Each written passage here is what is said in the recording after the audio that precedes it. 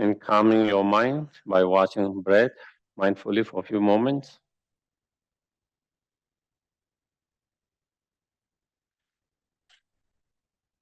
And try to make yourself comfortable, relaxed,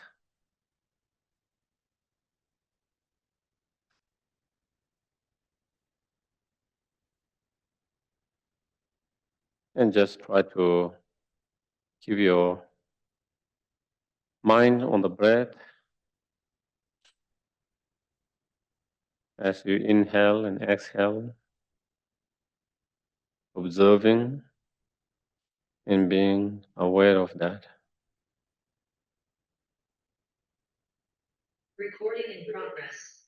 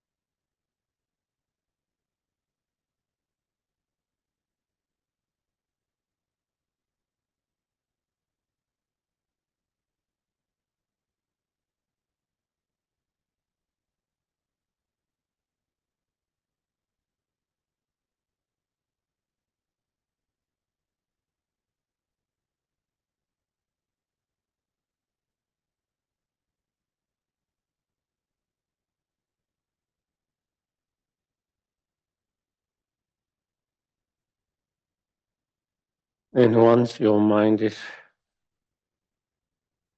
calm and quiet, then we can try to have generate positive intention for being here.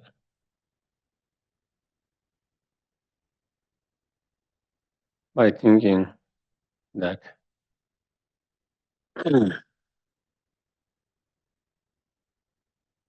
this samsaric life with this body and aggregate mind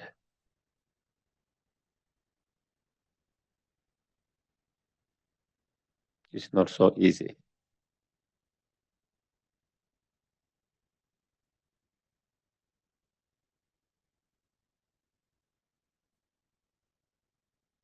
Always something, some challenges.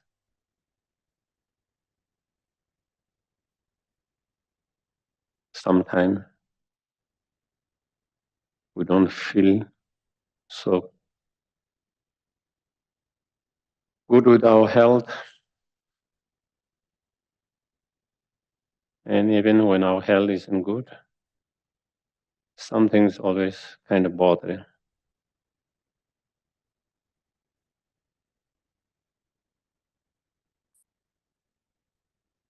Fear, worry, anxiety,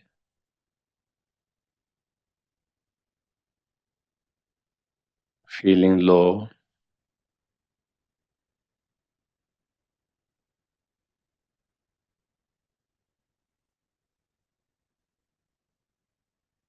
feeling dissatisfied, unhappy with something.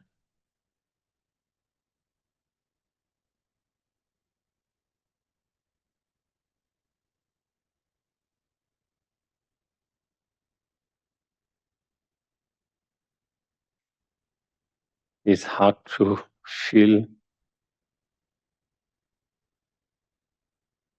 any day that we feel everything's perfect.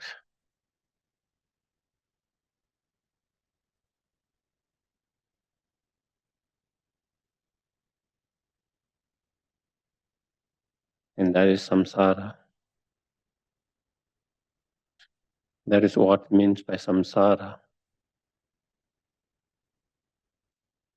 Our life cannot be perfect as long as we are overwhelmed and overpowered by the delusions and the karma.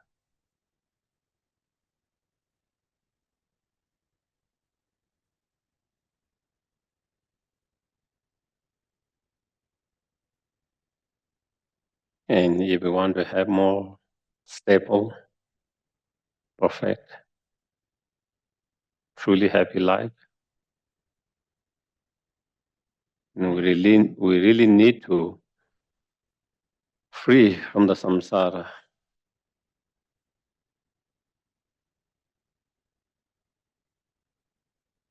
And we can only free from the samsara by freeing from the cause that lead to samsara. Those negative afflictive emotions and the karma.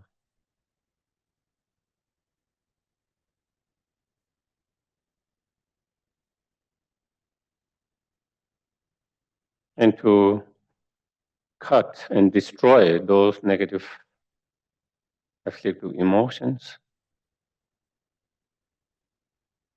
we need to cultivate the antidotes, the positive state of minds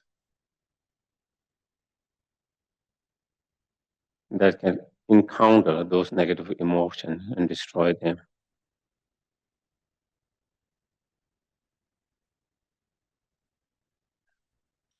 Such as the wisdom realizing emptiness and, awakening mind of compassion and so forth, the bodhicitta mind.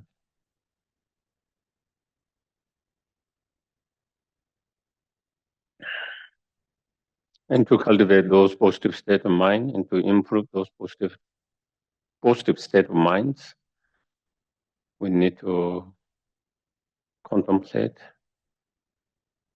reflect, meditate, and practice continuously. And to be able to practice continually, we need to be reminded of those practices all the time. And for that, we need to listen again and again. For that very reason, that's why we have come here.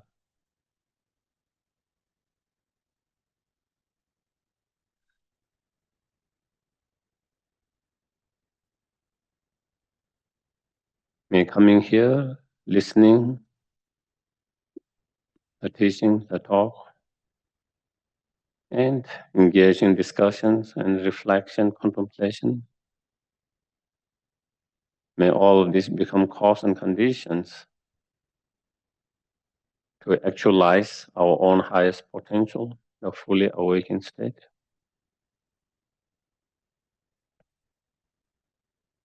So we can be not only benefit and help, but to greatest help and benefit, and not only for few, but for each and every sentient beings.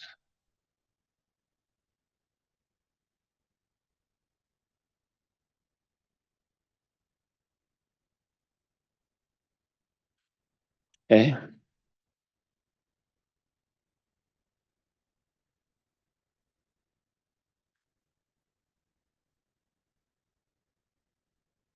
We'll begin with taking refuge. Once in English and twice in Tibetan. We're just waiting a second here. Refuge, please. Thank you. I go for refuge until I'm enlightened to the Buddha, the Dharma, and the Supreme Assembly.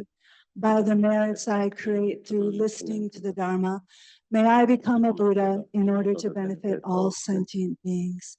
Sangye chodan soki chonam la jonshu baru dag kapsu chi dagi chonen gepe sognam ki jola penshir sangye drupar sho Sangye chodan soki chonam la jonshu baru dagni kapsu chi Dagi chonen gepe sonamgi jola penshir sangye druparsho.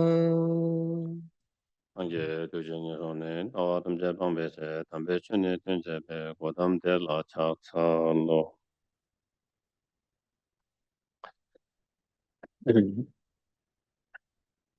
So,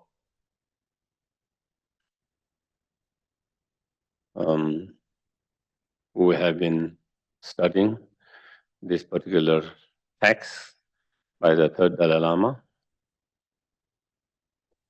which the subject is on Lamrim, the gradual path to enlightenment. And within that sections, there are mainly three sections, the practice of initial scope, the practice of middle scope, and practice of great scope. And we are in the section where we're in the great scope. And within the practice of the great scope, then there is meditation on how to cultivate the awakening mind of bodhicitta. And then once you have cultivated the awakening mind of bodhicitta, then engaging in the practice of the bodhisattvas, such as six paramita and four means of gathering and benefiting the sentient beings. And then, introducing at the end, introducing the Vajrayana practice. So we are in sections where on meditation on practice, how to cultivate awakening mind bodhicitta. And as I mentioned last week, in all the Lamrim scripture commentaries and all the earlier Indian masters scriptures, basically there are two main kind of different technique or meditations. If you read Shantideva's Bodhisattva way of life, then he go much more detail in particular method of what we call equalizing and exchanging self with others. He emphasized more on, he talked more on that. And then, if you read some of the Maitreya Asanga's writing, then there's more on this particular method of 7 point of cause and effect. Here, Third Dalai Lama is also going to explain from that particular technique, method of meditations. So I think last week we just finished where he talked about generating bodhicitta, that is kind of introductions, and then actually then the method itself.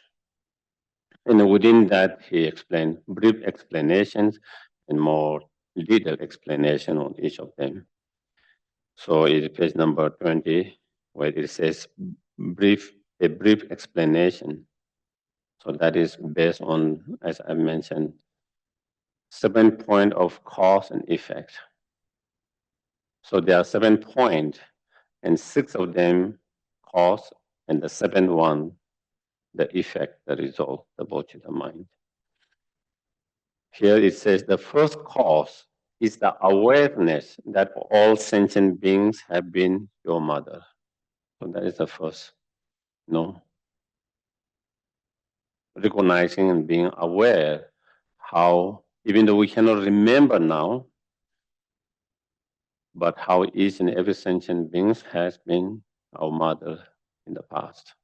So that is the first. From that awareness, after you have meditated on that, and when you have that awareness, that understanding how each and every sentient being has been your mother, from that, from this arises the second cause, the collection of all embracing kindness of each and every one of them. And then second, then it gives rise to, as you meditate and contemplate, then you started to remember and recollect how each and every sentient being has been most kind, compassion, loving, caring, so many times in the past.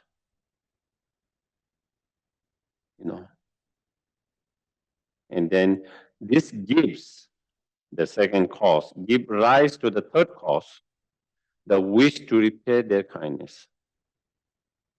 So when you are able to remember and recollect the kindness, incredible kindness, compassion, and love of others, and when you feel that kindness, when you feel that love, when you feel that affections, then of course it gives rise to this third one, the wish to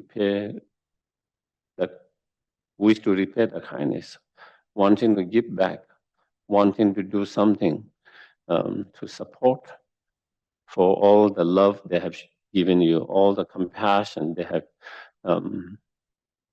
shown you, all the care and affection they have provided you, And this wish, the wish to repay the kindness, transform into the fourth cause, the love. And the love is the mind, that wish the others to have happiness and cause of happiness. Truly from your heart, Not only you wish them to have happiness and cause of happiness, but that you take the responsibility to lead them to happiness and cause of happiness. And that's the love. And that fourth love, after you have developed the love of loving kindness, then that gives rise to the fifth cause, the compassion. And the compassionate state of mind that wish the others to be free from suffering and cause of suffering. And just by the love, not only you wish them to be free from suffering and cause of suffering, but you actually take the responsibility. You take the responsibility to free them from suffering and cause of suffering. And then love and compassion are the forces from which spring the sixth cause. So the love and compassion induce this next level of the realizations or spiritual experience, special intentions, which is characterized by sense of universal responsibility.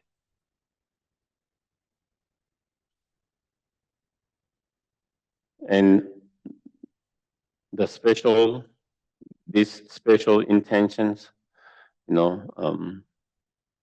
sometimes translated as special attitude, sometimes translated as universal responsibility, is the mind that take on full responsibility, to free all sentient beings from the suffering and cause of suffering, and to lead them to ultimate happiness and cause of happiness by yourself alone.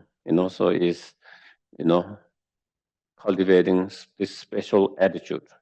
This very, not only taking the responsibility, but taking on responsibility fully on yourself, saying that I will do it by myself alone, without waiting for others to support and help. So it's cultivating that very strong, courageous, incredibly courageous and confidence attitude. Courageous and confident attitude in that, that you are willing to, free others from suffering and lead them to happiness by yourself alone, without hoping and waiting for someone else to, support you to do that, or to come. So that is a very, very strong, incredibly confidence and courageous attitude. And this eventually, the sixth, the special intentions or attitude, ripen as the effect, the bodhicitta, and this give rise to this, the bodhicitta of or awakening mind, the awakening mind of, or the bodhicitta, the wish to achieve your highest potential, the fully awakened state, in order to liberate all sentient beings from their suffering, cause of suffering, in order to lead them to the ultimate happiness. In other words, is the wish to become the best of yourself.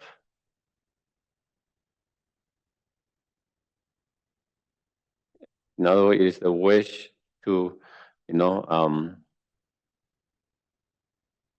perfect and complete all inner positive qualities that need to be completed, that need to be perfected. State where there is no more inner quality to be perfected, no more inner quality, positive quality to be completed, because you have reached a point where you have perfected and completed all of that. There's nothing more to abandon, because you have abandoned all negative obscurations that need to be abandoned. There's no more. So it's the state of that. Okay, that is bodhicitta. And this is the seven-spoke wheel that rolls on the omniscient state of enlightenment. And this bodhicitta mind, by engaging in this 7 point of meditations, and by cultivating the bodhicitta mind, and by engaging the path and the practice driven by that bodhicitta intention and motivations, then that drive you closer and closer to enlightenment. That take you closer and closer to enlightenment, fully awakened state, your ultimate spiritual goal. So here it says, as a preliminary to all 7 of these meditations, make your mind level by means of meditating on impartiality towards all sentient beings. So in order to cultivate that awakening mind of bodhicitta, then you engage in those meditation on those 7, especially the first 6. And in order those different awareness or spiritual realizations or experience to arise and cultivate, first you need to develop and the foundations of equanimity. You need to develop the mind, the foundation of equanimity. If you can develop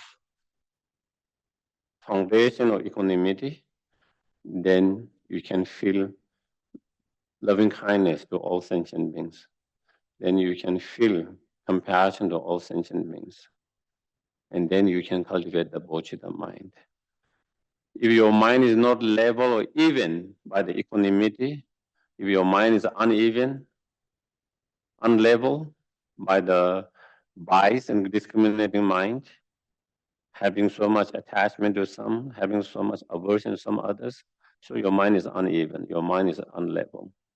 And when your mind is uneven, your mind is not level, you can feel compassion for some, but you cannot feel compassion for all.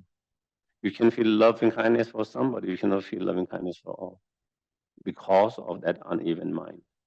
So in order to feel and develop true love, compassion to each and every sentient being, first you need to have that even mind, level mind, and that is equanimity. So that is, and so then, so in order to cultivate that even mind, then equanimity, then there is meditations. So then here it describes about that meditations, how to do that meditations practice. So here it says, if the mind sees some beings as a deer, is hostile towards some, and indifference towards others, is not significantly mature to be able to meditate upon all the beings as having been your mothers, you know. Because our mind is uneven, biased.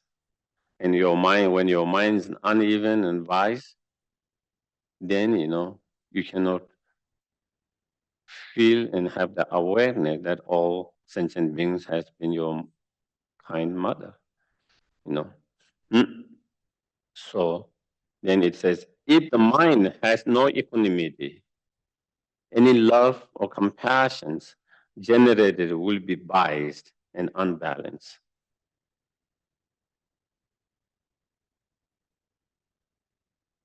So as I mentioned, you know, you can feel loving kindness, compassion to some, but you cannot feel for all, you know.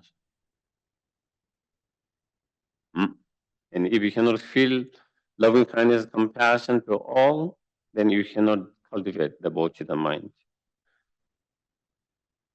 Therefore, first practice equanimity or impartiality meditations. You know, so, and this meditation, the meditation of equanimity, is very powerful meditations as a foundation for to develop bodhicitta, whether you are using this method of 7 point of cause and effect, or whether you are using the other method, equalizing, exchanging self with others. Even you are using the other method of meditation, still you need to do, still you need to have the equanimity, you know. And also the mind of equanimity can make our life much more peaceful, calm. Every day our mind is up and down because of this biased mind, you know.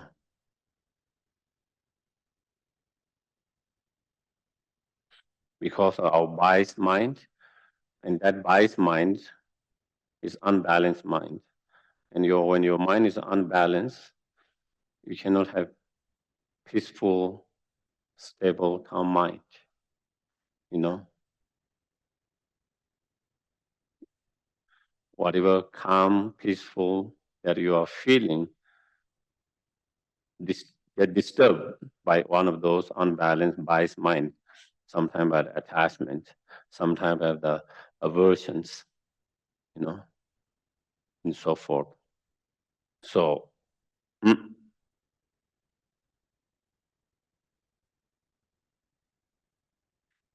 so the actual meditation itself. So here it says, begin this by visualizing a very neutral people. So you can visualize and imagine one person's in front of you who is more neutral to you, you know, those who have neither harm or help you in this life, you know. So you can think of someone on the street that you have never met before. Someone who have never helped you or nor never harm you. You can think of someone. One, and then you can visualize all others who fall in that categories, in that, surrounding that. We start in every meditations, any kind of meditations, we start with something that is more easy to begin with. Okay? It's just like even in training, when you are training physically, whether it's yoga or different form of exercises, even as an athlete, they start with easy, and then when you get good at that, then they will introduce a little bit more complicating exercises, a little bit more difficult, more complicating trainings. That is how we train our body. Same training in our mind, the same way. We start something which is more easier, and then we expand that slowly to more difficult. So here is easy to feel equanimity to a neutral person, unbiased mind, isn't it? A neutral person who has not harmed you, not help you, you don't have you don't have attachment, nor you have aversions. Your mind is more equanimity, more balance, less bias. And so that is why we start with that person. So from their side, okay, the person that you have visualized, the neutral persons, each of them wants only happiness and does not want suffering.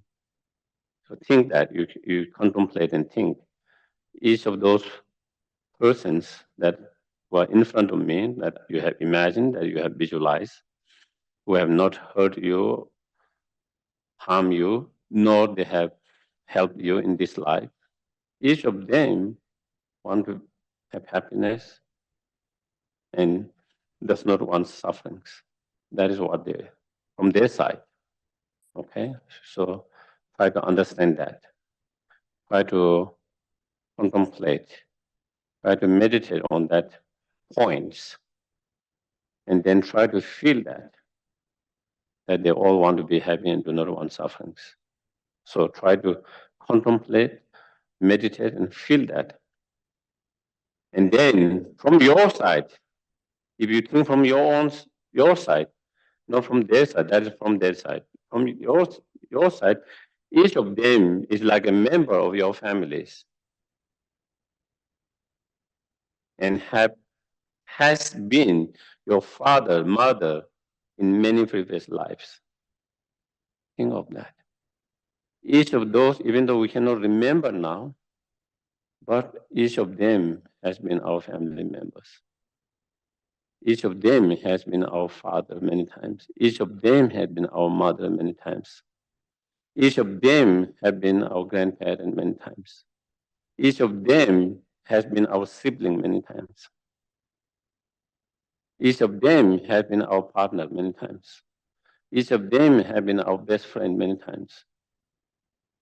So it's just that we don't recollect and remember, but that is what. So try to, again, reflect on that, and then I can try to understand and try to have that understanding, awareness, feeling that they all have been my family members and they are part of my family members. Just like our grandparents, grandparents, they are still part of our family, even though we might not have seen them, we might not never met them, but you still feel they're part of your families. And they are part of your family in the same way, even though we don't remember that, but it's with that, they have been that, and so therefore trying to. So from your side, they all have been like, so try to feel sense of close family members,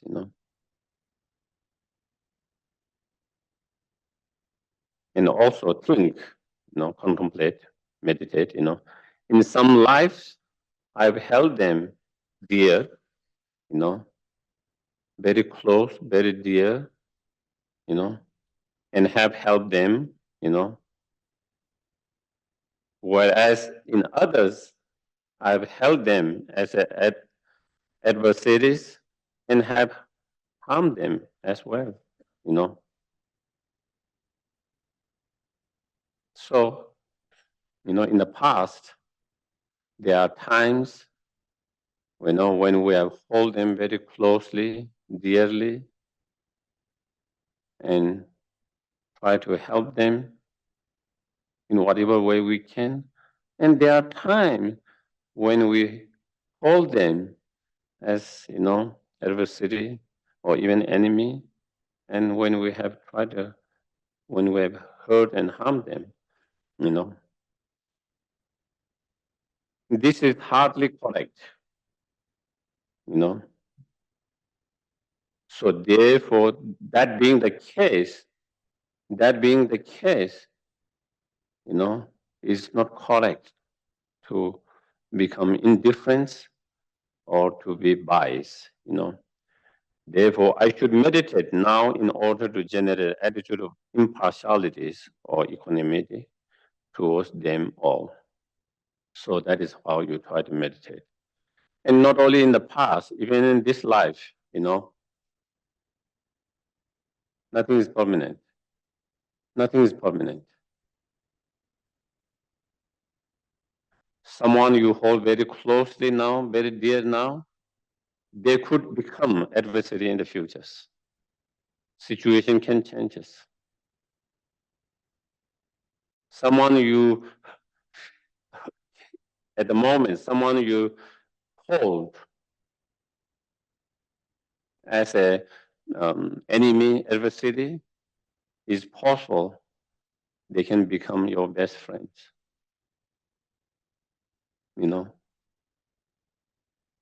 And both of them can become neutral persons. A neutral person can become dear close friend as well as, enemy. So nothing is permanent. Everything is impermanent, ever changing. We look through the histories, country to countries. Enemies had become allies, where they fought against each other in a certain time. Now they are the best allies. At a certain time, they fought together as allies. They have become the enemies. We can see, and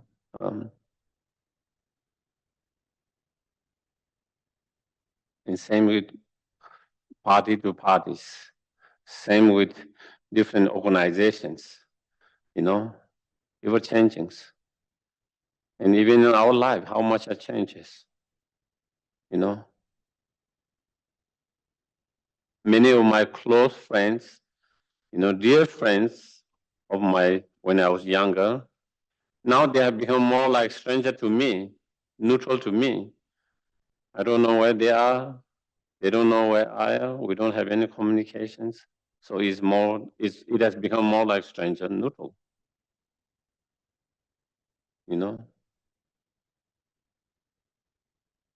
Some of my friends, when I was young, maybe we don't have the same good relationship as we used to. It changes, It changes with the time. It changes with the circumstances. It changes with people's communications. It changes with the people's attitude. Everything is changing. When that changes, there is a change in the relationship. The relationship doesn't remain same,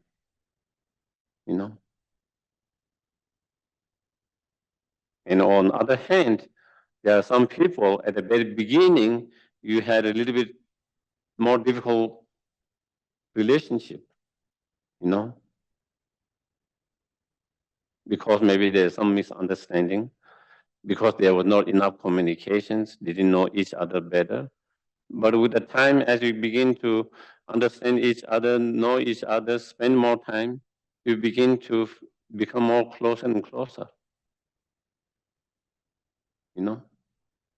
and become a good friends, close, dear ones. So it's constantly changing. It's constantly changing. All relationship. And if you you hear stories, you see movies, but not only movies. Movies are based on, many of them are true stories or similar stories, and you see in the news and that in the relationship, at certain times where they were so strong, so close with each other, they felt like they would not be able to live without each other. That's how. But then later, one person killed the others. So angry, so upset. The worst enemy it become for them. Constantly changing. So therefore, that being the case, that is the reality. It's not like we are making up stories. That's the fact, reality. You look around yourself, look in your own life, in the world. With that understanding, then what we try to, with that understanding, awareness is then come to this conclusion. When everything is ever changing all the time, when nothing is, all of this and nothing is permanent, there's no reason for me to be so biased and hold some so dear and so close with that strong attachment. And there's no reason for me to hold others, someone very bad and very negative with a strong aversions, anger and dislike. There's no point of that. With that understanding, then we try to develop more sense of equanimity without being biased. So that's. So you try to first do it, the neutral person. So, you're meditating that, and then where is that? Yeah. Once you have meditated like this upon neutral people, then consider those who have helped you in this life and whom you therefore hold as a very dear to you, and those who have harmed you in this life and whom you consequently hold as adversary, develop impartiality towards them. So again, next you visualize someone who's very dear and close to you, and then someone, and surrounded by all that you regard close and dear, and then you visualize someone you feel adversary, enemy, someone you have most conflict or most dislike, and then you visualize all other sentient beings who are in that categories. Again, try to feel, you do the same meditation. The person I'm feeling so close now, very dear now. Why am I feeling so close and dear now? Why am I holding them very close and dear now? Why? Why do you feel that way? Why do you feel so close and so dear to that person? Why do you feel strong attachment to that person? First, let that feeling arises naturally. If you think of that person, that feeling arises. And then when you have feeling, normally we don't analyze, those different feelings. Why we have those feelings, we don't even analyze. We just go through it. Then next is questioning, why I'm feeling that way? Why do I feel so close and so dear? And then, if you go deeper, because that person has been very kind to me, compassionate to me, caring, loving, supportive, helpful. That is why. That's why, that's why I feel that way, you know. And then again, think, even though you are feeling that way, but your feeling could change because, you might not receive the same support, same love, same compassion, same care, same affections, that would change. Not necessarily because that person doesn't want to love and care and that, but just the impermanent nature. The impermanent nature is just like they are in our relationship. We always wish and feel, especially when a good relationship, we always feel we wish we could have this relationship all our life. And we make an effort to keep that. But despite wanting that and trying to keep that relation, it doesn't. It changes. Circumstance changes. Circumstance doesn't remain same.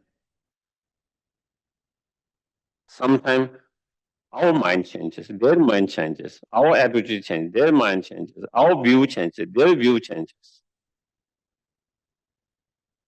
At the moment, maybe we agree on so many things, we have same view on so many different things, but then changes. Politically, they go to the opposite side of what you believe. Even though they are now left, they become rightists. Even they are right now, they can become leftists. And we see all the time, some of the very outspoken leftists, some of them are very outspoken rightists at one time, and other way around, vice versa, where people changes, their political view changes. Sometimes their spiritual view changes. Sometimes view on other things and all that. And isn't that, for example, in many families in this country, especially, of course, many other countries, where they have relationship in families are broken or have a very difficult because of political views, what they believe in. That wasn't the case not long ago, but that had changed because there was political situation, different changes in that, and so therefore that could changes, perspective of our life could changes, and due to change of that, then relation could change, and then, we might not feel same way that we were feeling before.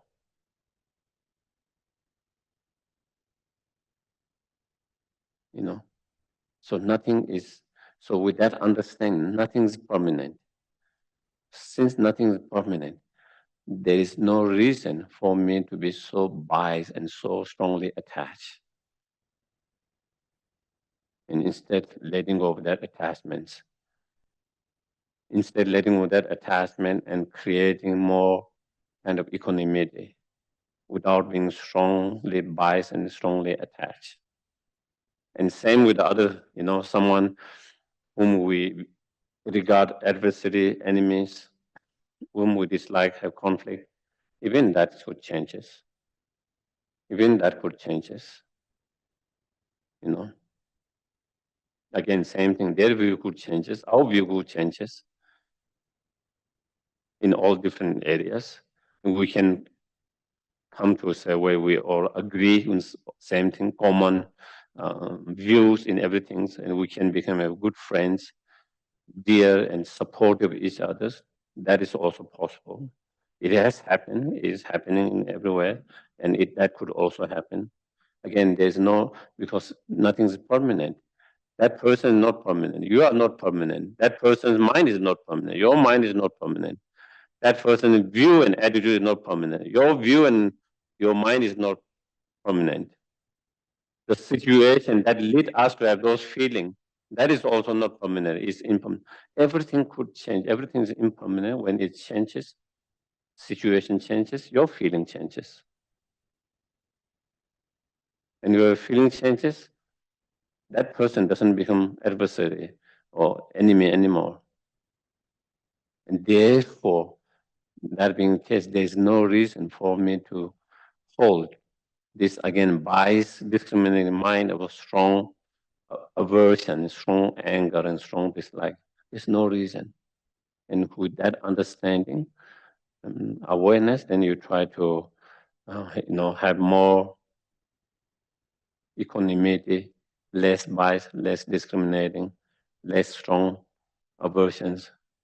And through that, then you try to develop more equanimity, And if you think from the previous lifetime, as it mentioned before, those who are very dear and close, and do now, in many, many lifetimes, we have become we were enemy to each other, and we hurt and harm each other many times. We destroy each other many times.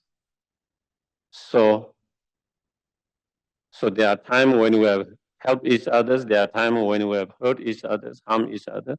So therefore, there is no reason to have a strong, biased mind of strong attachment. There's no reason to have that. With others, someone you feel enemy, adversary, even that person's, in so many lifetimes, they have been some of our, most close, dear, and friends, families, that they have supported so much, they have shown so much kindness, and we support each other, help so much, So that has been in the many times in the past.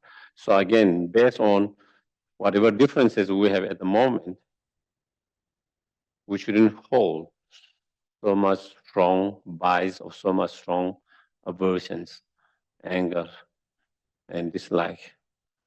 It is against the reality.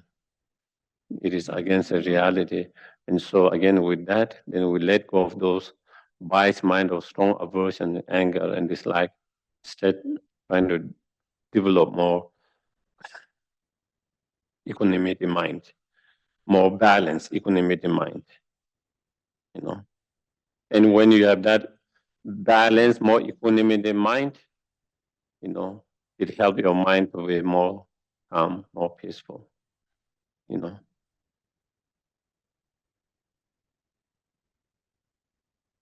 Mm. So, and then, next one word. Finally, here it says, finally generate impartiality towards all sentient beings of all 6 grams. And then you expand, same. Then you expand to each and every sentient beings of 6 grams, all sentient beings. You imagine, visualize whole space filled with all different sentient beings of 6 grams. And again, you meditate and think. In the past, all of them become your enemy. All of them become your best friends. In the past, all of them have supported and be kind, compassion, very helpful. All of them have, in certain time in the past, they have hurt and harmed. And from all their side, all of them want to be happy, do not want suffering. And so therefore, there's no reason for me to treat them with such a discriminating and biased mind. There's no reason for me to treat them differently with a biased and discriminating mind. And with that meditation, contemplation, we try to develop more equanimity to all sentient beings, the balanced mind. So that is the preliminary, the foundations, the meditation on equanimity.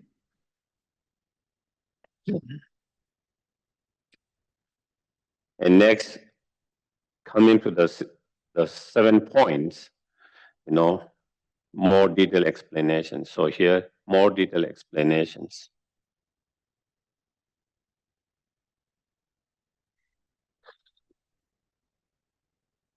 Any portions regarding so far the equanimity? Yes, Mahdi.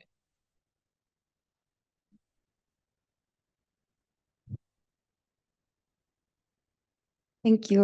My question is, so in order to achieve the balanced mind, it's very important to develop the equanimity towards all people that we encounter, all sentient beings.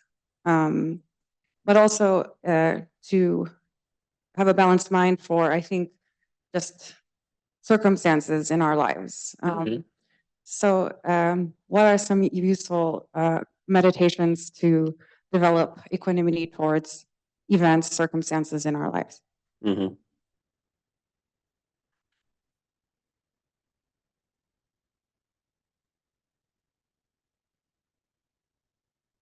There is a meditations, cultivating equanimity towards 8 worldly concerns. I think that is the meditation that one can do.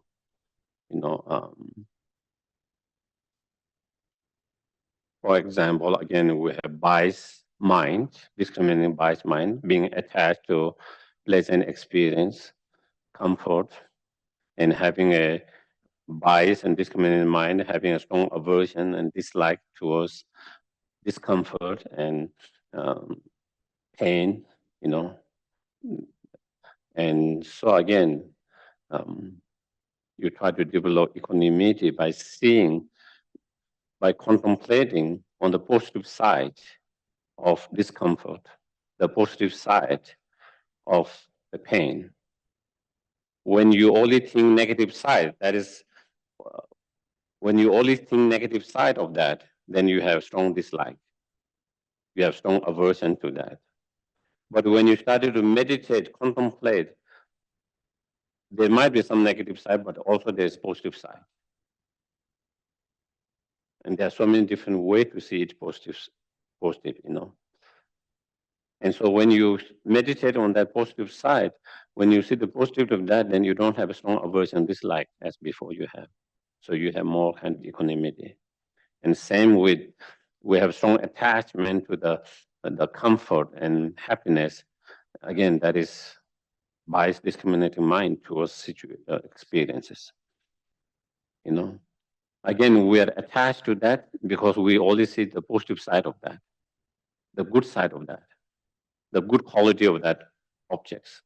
And to develop equanimity, you try to meditate on negative side of that object, that experience. If you look from other side, then also there is also the negative side. And the more you see negative side of that objects or that experience, then you have less attachments. And so through that, then that is how you try to develop. And so that is same, as I mentioned, whether it's in terms of experience, and whether it's gaining and lose, we are attached to gain, material gain, or other things. We have aversion to losing our material lose, so on, attachment to praise, aversion to criticisms, attachment to fame, and aversion to becoming insignificant, unknown, no one's, so like that. So to those objects you are attached to, you try to meditate, contemplate on all the disadvantage and negative side of that. To all that we are very attached to, that, and to those which we have strong aversion, dislike, and then you try to think the positive side of that, positive quality, the positive side. And so through that, that's how you try to balance and have more equanimity to whether it's happiness, whether it's suffering, whether it's gain, whether it's a lose, whether it's a praise, whether it's a criticisms, whether it's fame or whether it's non-fame, insignificant, no one, regardless whatever happens in our life, whatever manifests in our life, we are able to deal with that without strong, pain, sufferings, because you don't have strong aversions, dislike. Something you have strong dislike, aversion, and when you face with that, it's painful. It's painful. But if you don't have strong aversion, if you don't have strong dislike, even you encounter it, you don't have that strong pain. That. And same with attachment. If you have strong attachment, then there's pain and suffering of losing them, being separate from them. But if you don't have strong attachment, then again, if it does get separated, if you do lose it, you don't experience so much pain and suffering. So, yeah. And I think if you, I don't remember which chapter in Shantideva's guys also well, one of the chapters, you go through some of them. Yeah.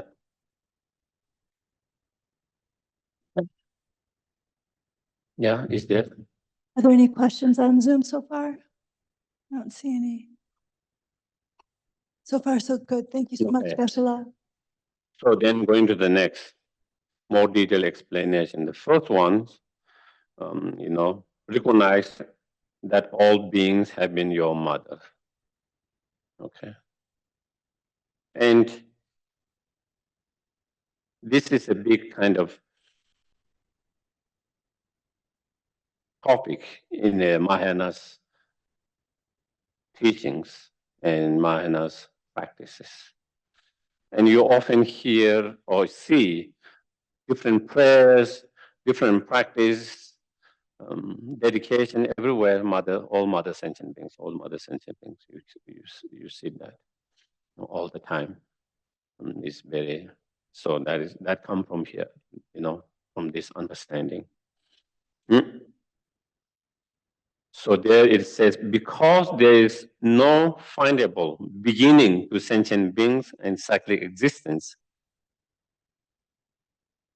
you must have had an infinite numbers of previous lives, as have all other beings. So here the point in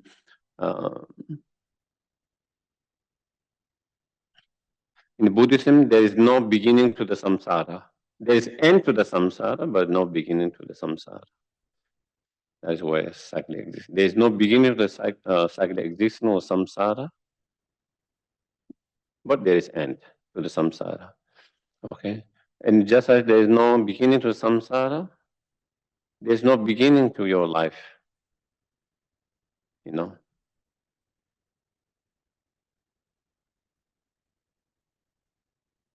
If we say there is a beginning, where did that come? Where did that come? Either you have to believe that there is an almighty creator God who created, and from that is how we started. But in Buddhism, that is refuted, rejected, that ideas, that view, that there is no such mighty, powerful one being creator, whether you call God, whether you call Buddha, whatever different name you give, such beings. Everything is dependent arisings. It has to come from previous cause and conditions. Not only it has to come from previous cause and conditions, it has to come from similar cause conditions. Not every cause and condition can produce any kind of result. Not every result can come from any kind of cause. It has to be similar cause and condition. Similar cause and condition producing similar result. Similar result being produced by depending on similar cause and conditions. That is the basic fundamental view of dependent arisings. On the basis of that, my present mind, where does my present mind come from? It comes from the moment of this morning mind. is a continuation of my present, this morning mind. Where did that my morning mind, my feelings, attitudes, concept, thoughts, whatever different state of mind, where did it come from? It comes from the continuity from yesterday mind, last week, last month, last year, and we go back until the birth of child. Where did that all the mind of the child come from? Then you go back to the conceptions, beginning of conceptions. Where did that mind come from at the beginning of conceptions? It has to have cause and conditions. It can't be without cause and conditions. Not only it need to have cause and condition, it need to have similar cause and conditions. So it has to have previous mind. Similar cause and condition should be the previous mind. So what is the previous mind? The previous mind of the previous life. And so that's how you go back and back.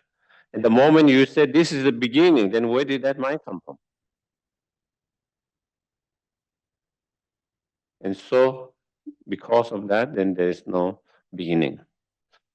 And so since there is no beginning to our mind, there is no beginning to our lives. And so therefore we have taken infinite lives in the past with all sentient beings, just like that. So that being the case, thus there's no place where you have not taken birth. So you cannot say, I have not taken birth in this place.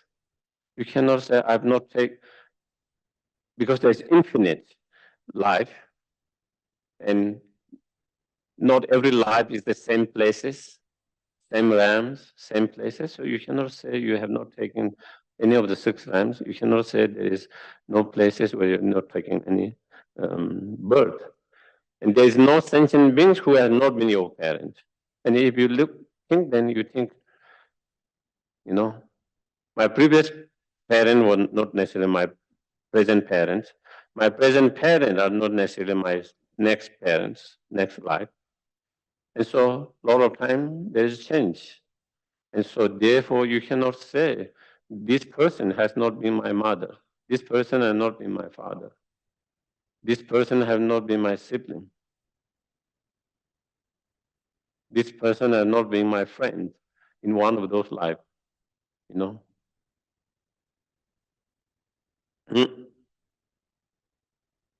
only all sentient beings have been your parent, mother and parent. In fact, each sentient beings has been your parent countless times. So not only they have been your parent, your mothers, but they have been parent and countless time.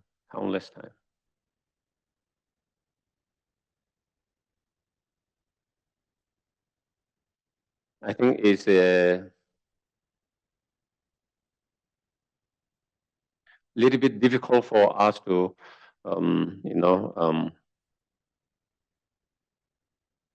understand and believe that. But if we are able to understand and believe that, it becomes extremely powerful. Extremely powerful how we treat others. It becomes extremely powerful tools, the way we treat others.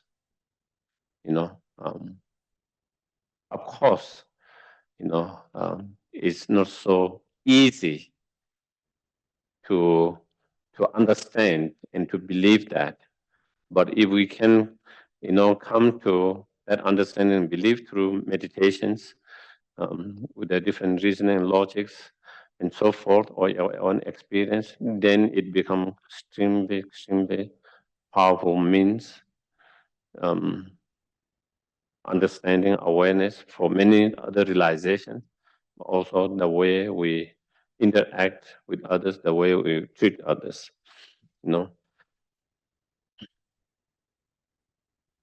If you search throughout the endless round of the birth, death, and rebirth, you cannot find a being who has not been your mother. If you try to, you cannot pin you cannot pinpoint and say, this person has never been my mother. You know,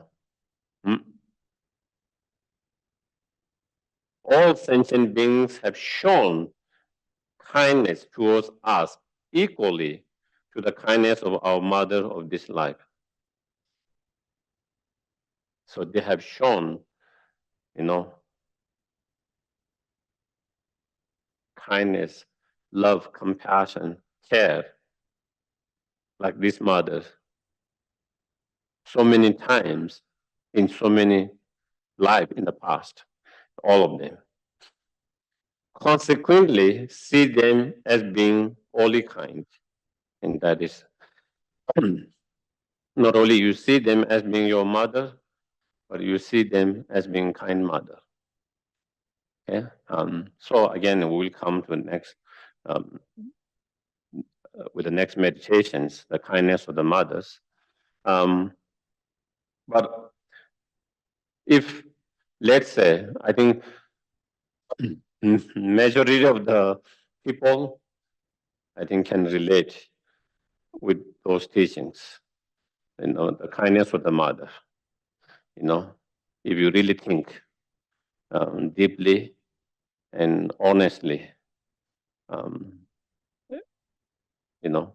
But of course, some people can struggle that because maybe they might, for whatever reason, the mother might have abandoned the child after the birth.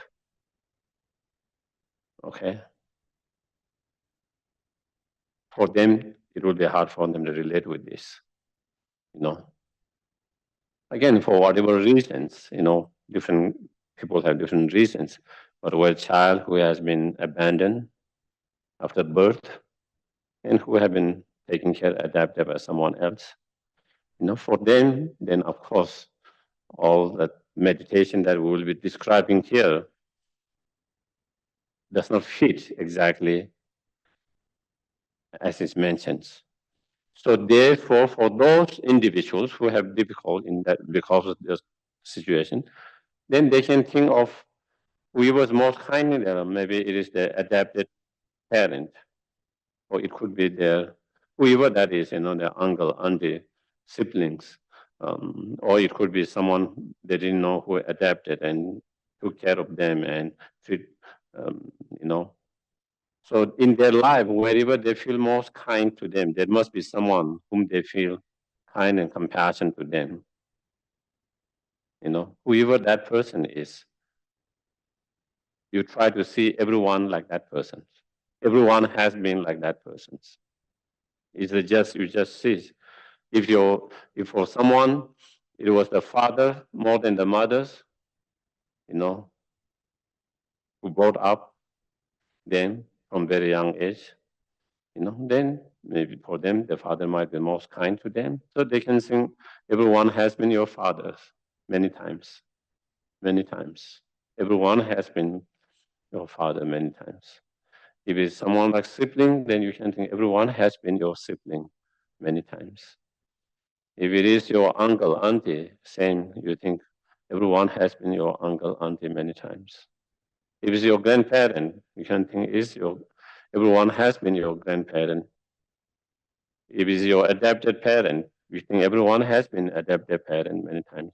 So I think the point is to whom you feel so strong, dear, close, you know, to whom you feel their love, compassion, kindness, care, you know, then trying to see everyone has been like that, in that, and then trying to feel the love, compassion, caring of others. So I just wanted to kind of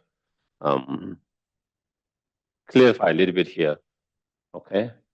And also in some other sutta, you also see Buddha mentioning, you know, see everyone as your father, see everyone as your mother, see everyone as your sibling, see everyone as like that, you know. So you can also, it is not just, but in generally speaking, in generally for the majority, you know, majority, I don't know, maybe 90% or even more than 90% is that the mother is the most kind compassions, because even from the biological relationship, biologically, the mother and child have that kind of relationship, and you see even in animals, same thing, in most cases, it's the mother who take care of the child. In some cases, it seems both father and mother in animal. Both father and mother seems to take care of the child, but many animals is just the mother, who seem to take care of the child upbringing. I don't know whether there is any cases where the father take care and mothers in any animal. Okay. Okay, so there is one there. But as I said, the majority, even in human beings, animals, it is the mothers who seems to take care. And even when the both parents take care of together in the same way, but because of biologically there is some kind of stronger in some way.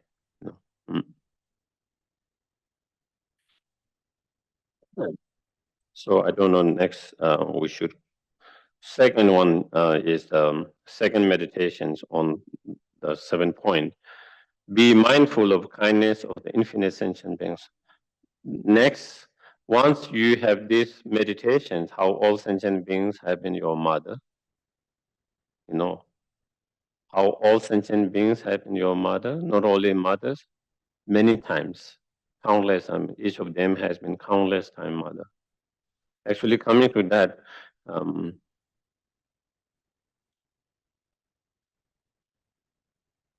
one of my main teachers, the present Gandhi Tirumuchi, one time he explained, not only you try to see that they have been your mother, actually seeing they are your mother,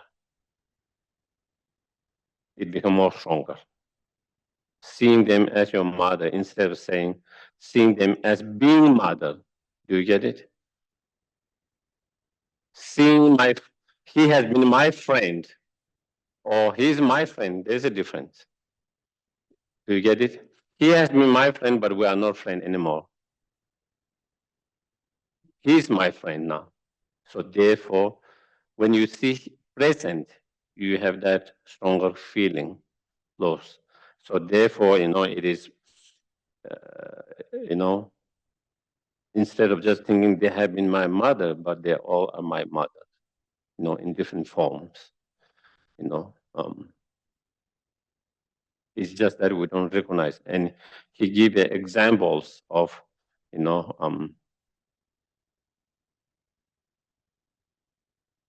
a child and mothers being separated when they're young, so now they are 80s, 90s, and they don't remember, they don't recognize and they don't remember each others, but still is the mother. Whether you recognize or not, whether you remember or not, still that person is your mother. Do you get it? You don't have to remember, you don't have to recognize, And to be your mother, also the gender doesn't have to be female. They might have changed the gender now. Do you get it? The mother gave the birth and now they might have changed. But still, his mother for that child who gave the birth, isn't it? Same way, whether it's male, female, it's like being changed the gender, but still they are mother. Mother doesn't mean that they all have to be in female form. So I think, again, when you meditate and when you try to see them being your mother in the past, but actually they are a mother, I think it can make it more stronger. So I think maybe today I can take a couple of questions if there is. Questions, comment, yes, please.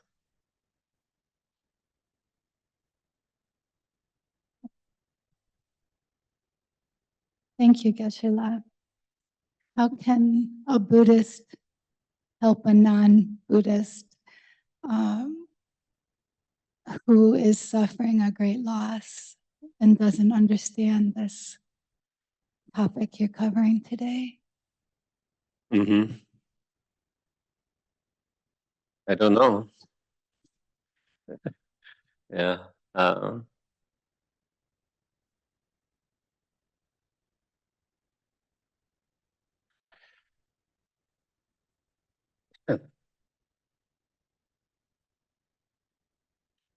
You know, sometimes it's hard to help someone to understand something that you understand, but maybe they don't understand or they don't agree or they don't believe, agree, to convince them to have the same kind of understanding, same belief that we have is hard. And it depends on whether they are ready to hear about that or not. You know, it depends on the situations, the circumstances, how open they are. If they are open and if they are willing to listen, if they are willing to engage in discussions, then of course there can be discussions.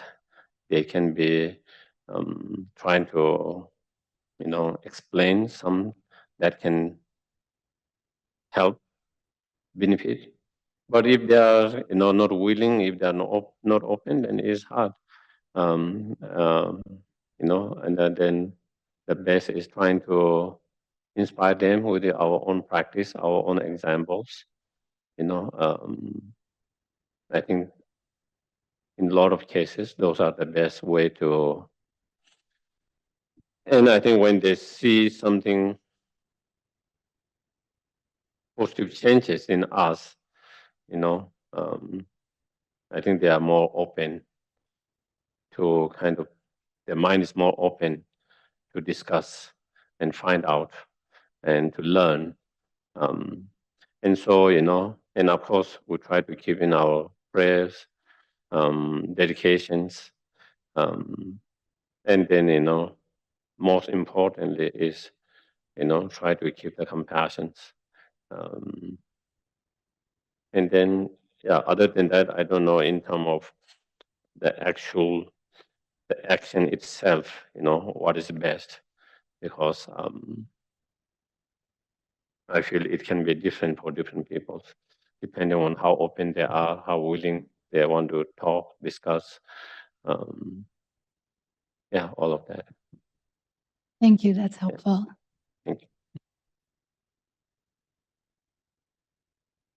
Ursula Dani also shared, and just so you know as well, that she's got a dying friend too who just doesn't want to hear anything about the Buddhist aspect. So she's just honoring that and trying to stay compassionate. Yeah, I think that is one of the important things. If someone doesn't believe or doesn't, let's say Buddhist, even if it's your family or even if it's your friends, we have to honor their and not force your belief or your practice on them. The best is to create peaceful environment. Trying to create peaceful environment, trying to help them to be comfortable, calm, peaceful.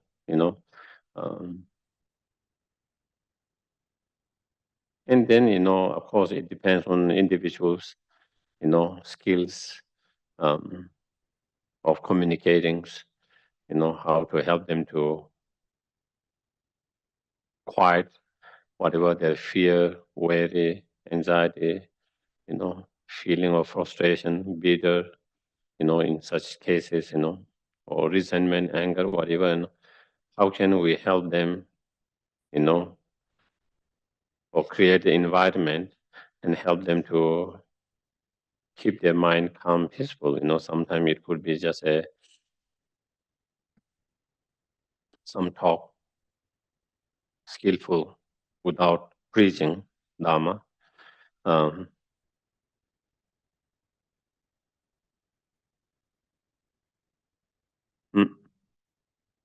and then creating a, sometimes certain type of musics and so forth, if they don't have any aversion to that, that can have calm, peaceful, and it could be mantras as well. Even they don't believe, if they're soothing and they are open to that, that could be. But it doesn't. If they are not open to that, then it could be other things. Basically, trying to create peaceful, calm environment in whatever way, physical as well as internal, and being there, with compassion, being there, and you do the practice prayer in your mind, in your heart, and dedicate for their peaceful transitions, and afterwards, Um, so I think that is what we can do, And there are many other also, secular way to help them to create that kind of environment. So yeah.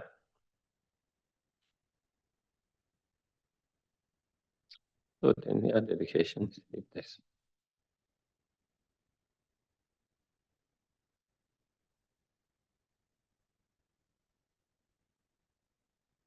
Thank you, Geshe. Thank you for sharing, Sheila. Okay, Master Shantideva's prayer. May all beings everywhere plagued by the sufferings of body and mind obtain an ocean of happiness and joy by virtue of my merits. May no living creature suffer, commit evil, or ever fall ill. May no one be afraid or belittled with a mind weighed down by depression. May the blind see forms and the deaf hear sounds. May those whose bodies are worn with toil be restored on finding repose. May the naked find clothing, the hungry find food. May the thirsty find water and delicious drinks. May the poor find wealth, those weak with sorrow find joy. May the forlorn find hope, constant happiness, and prosperity. May there be timely rains and bountiful harvests.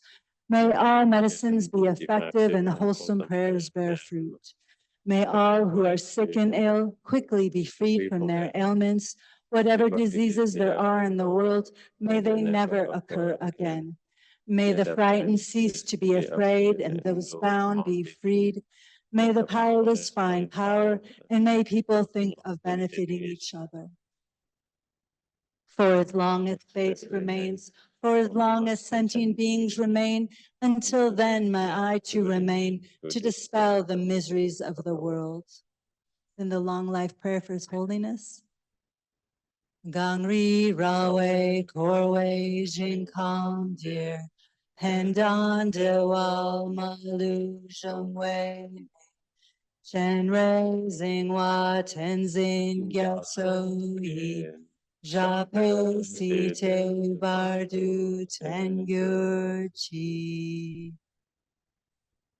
Thank you everyone for coming, and those in Zoom as well as in persons.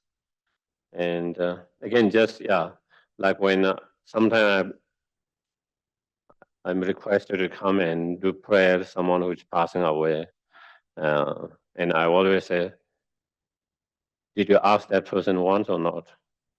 For me, just because their family member, someone just asked the person who is dying, they have to be open to that, Otherwise, if they are not open and you do, and it disturbs their mind, instead of helping them, you might be making their mind agitated, Thank you. Thank you. Thank you.